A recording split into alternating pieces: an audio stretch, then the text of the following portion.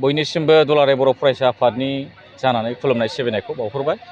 दिनै मोनसे जारिमिनारि दिन, बे बाथ्राखौ आङो गिबियावनो बुंगोन। मानोना दुलाराय बर' फरायसा आफाद हिसाबै क'क्राझार जिल्ला दुलाराय बर' फरायसा आफादनि 54थि जथुम्माया दिनै मैयानिफ्राय जागायबाय, दिनै नैथि सान। आरो दुलाराय बर' फरायसा आफादा बिनिखायनो आङो जारिमिनारि सान बे बाथ्राखौ बुंदों जे बर' हारिनि जेसेबां जे खामानिफोर मावबोदों दुलाराय बर' फरायसा आफादा, बे गासै हाबाफारिफोराव क'क्राझार जिल्ला दुलाराय बर' फरायसा आफादनि बिहोमाया एसेल' खम नङा।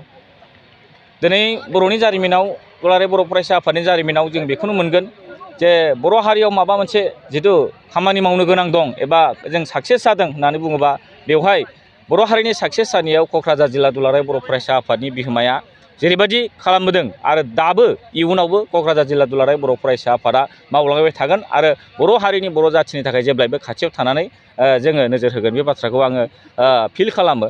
दिनै जों मोनसे गोनांथार हाबाफारि, बेवहाय जे बड'फा उपेन्द्रनाथ ब्रह्मआ जे बुंदोंमोन बर' हारिखौ गेरेमसा हारि जे दानांगौब्ला गासैबो बिथिङाव जोङो रोंखा राखा जे बाथ्राखौ बुंदोंमोन बिथाङा। थिग बे धरननि दुलाराय बर' फरायसा आफादा क'क्राझार जिल्लाया दिनै बे बिथिंखौ नोजोर बोनानै जोंनि गेलेनाय, दामनाय देनाय बायदि बायदि बिथिङाव जे हाबाफारिफोर जोङो लादों, जेरै भलिबल गेलेनाय, काबादि गेलेनाय आरो जोंनि उन्दै उन्दैफोरनि फंबाय बिनानावमोननि जे देंखोमु से नै थाम मेथाइ खननाय हाबाफारि, बे हाबाफारिया दिनै जोबोद कालारफुलै जोङो जागायगोन।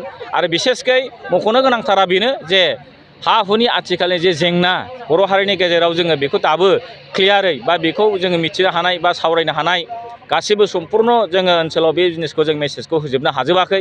दा बिनिखायनो जे बेखौ लानानै दुलाराय बर' फरायसा आफादनि मोनसे समनि गागि दैदेनगिरिफोरखौ लानानै जोङो दिनै हा हुनि जेंना आरो बेखौ बोस्रांनायनि बे गासै हाबाफारिखौ लानाय मोनसे गोनांथार सेमिनार, बे सेमिनाराव जों बाहागो लागोन। आरो गमामा जोंनि ट्राइबेल बेल्ट एन्ड ब्लक आरो जोंनि आथिखाल दे बर' हारिनि जे हा हुनि संरैखानि थाखाय जोंहा मा मासो खामानि मावनांगौ दं, जोङो बर' हारि हिसाबै बेखौ लानानै गोथौ आरो गेबेङै बे हाबाफारियाव जों सावरायनाय जागोन। आरो बिनि अनगायैबो जे दुलाराय बर' फरायसा आफादनि बड'फा उपेन्द्रनाथ ब्रह्मनि गेरेमसा हारि दानांगौनि आयदाफोरखौ लानानै मोनफा मोनफा थख' जोङो डेलिगेट्सआव जों सावरायलायनाय जागोन जोंनि थान्दै लोगो बिथांमोनजों। 2020नि 27 जानुवारियाव जादों, दासिमाव बोसोरथाम जानो थांगासिनो दङ। जों बुङाखै जे बिटिआरनि दफाफोरा 100 जाफुंसारबाय होननानै, नाथाय दफाया मावफुंनायाव बा बिटिआर दफानि गासिबो जे खामानिफोरा 100% जाफुङाखै, डिले जादों बा लेट जादों।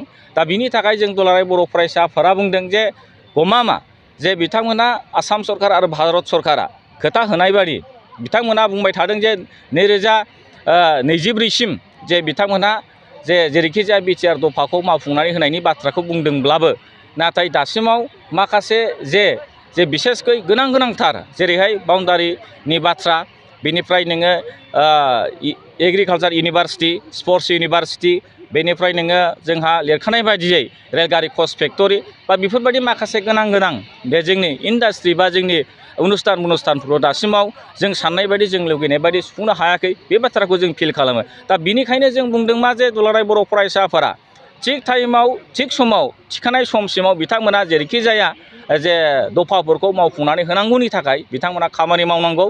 जों आसा खालामदों जे दुलाराय बर' फरायसा आफादनि जे फैगौ रौतानि जथुम्मा, बे जथुम्मायाव मिरु सरकारनि आरो आसाम सरकारनि गोबां बेबायदि दैदेनगिरिफ्रा बाहागो लाफैगोन। आरो गमामा दासिमाव जिहेथु सावरायगासिनो दं जे बिटिआर दफाखौ मावफुंनांगौनि थाखाय मोनसेनि उनाव मोनसे, बिनि थाखाय बिथांमोना जोंनो खोथा होफैगोन। आरो बेबायदिनो पर्यायक्रमे मोनसेनि उनाव मोनसे जोंनि दफाफोरा सुफुंनायाव उन जादोंबाबो, नैबे समसिमखिनियाव, फैगौ समसिमखिनियाव जोंहा फोथायनाय दं जे बिटिआरनि बाउन्डारि एबा गुबुन जे दफाफोरा, जेरै फरायसालि प्रभिन्सियेलाइजेसन खालामनाय, स्कुल कलेज प्रभिन्सियेलाइजेसन खालामनाय, बेनि अनगायै हा फाट्टा राननाय, माखासे हाबाफारिया एसे जिहेथु जाबोगासिनो दं, माखासे जाबोगासिनो दं। बिनि थाखाय फैगौ समाव जोङो फुलफिल खालामनो हागोन बा आसाम सरकार, भारत सरकारा खोथा होनाय बायदि बिथांमोना मावफुंनो हागोन बा मावफुंनांगौ होननानै जोंहा मोनसे गिदिर फोथायनाय दङ।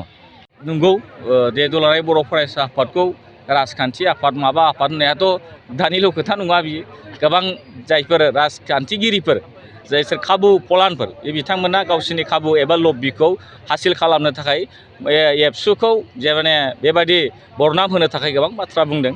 नाथाय बे बाथ्राखौ जों मोजाङै मिथिनाया गोनां जे दुलाराय बर' फरायसा आफादा संबिधान दं आरो बे संबिधाननि अनुमति लानानैसो जों गोबां हाबाफारिफोरखौ मावनाय जायो। दा दुलाराय बर' फरायसा आफादनि संबिधान बादियै बालाब स'नि बेवहाय जे लिरनाय दं बे जे दुलाराय बर' फरायसा आफादा जे राजखान्थि हान्जा नङाब्लाबो नाथाय बर' हारिनि राजखान्थियारि थासारिखौ नायनानै अलखद सम जायोब्ला दुलाराय बर' फरायसा आफादा राजखान्थि फोथारावबो खामानि मावनाय जाथों बे बाथ्राखौ दुलाराय बर' फरायसा आफादनि गायसनगिरि बिथांमोना दिनैसिम दुलाराय बर' फरायसा आफादनि बोसोरा 55 बोसोर जाबाय। 55 बोसोर बैसोनि बै समावनो दुलाराय बर' फरायसा आफादनि दैदेनगिरि बिथांमोना एबसुनि संबिधानखौ लिरनानै गालांदों आरो बेबायदिनो पर्यायक्रमै जे बर' हारिया जेंना जायोबा मालाबा जे राजखान्थि फोथारावबो थामोनथानि आरो रैखाथिखौ नोजोर बोनानै दुलाराय बर' फरायसा आफादा बुंनाय जादों जे मोजां मानसि बा बर' जाथिनि थाखाय खामानि मावनो हाग्रा बिथांमोनखौ जों देरहाहोदों। बिनिनो गोबां बिदिन्थि दं जायफोरखौ जों दुलाराय बर' फरायसा आफादा बुंनाय जायो आरो बिनि परिनामावनो दिनै BEC जादों, BTC जादों आरो दिनै BTR जादों। मानोना बे दुलाराय बर' फरायसा आफादनि जे दाबि बड'लेण्ड दाबि बे दाबियानो राजखान्थियारि मोनसे दाबि आरो राजखान्थियारि दाबिखौ जोङो राजखान्थियारि जे हाबाफारिजोंसो बेखौ पुरन खालामनो हायो हिसाबै गोनां समाव गोनां जायोब्ला जों राजखान्थियारि फोथारावबो बाथ्रा बुंबोनो थाखाय जोङो उन जाबोआखै आरो जों साक्सेस जाबोदों। नोंथाङा सानाय सुनाय बेरामनि जेंनायाव गोग्लैदों नामा? जुदि नोंथाङा सानाय सुनाय दंब्ला जिंगा सिनांगौ गैया। चिरां जिल्लानि बेंटल गेट साफागुरियाव दायो SI निउर' थेरापि सेन्टार दंसै।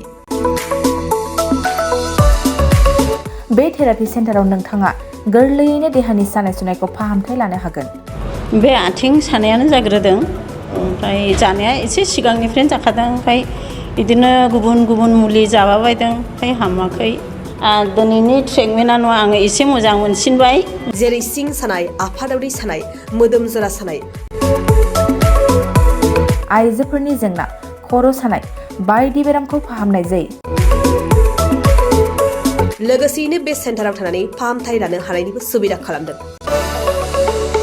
नोंथांमोनहा SI निउर' थेरापि सेन्टाराव फाहामथाय लानो गोसो दंब्ला नैबे मबाइल नम्बर 7620160459 नङाब्ला 9476977956 आव थोंजों सुलाद लानो हागोन।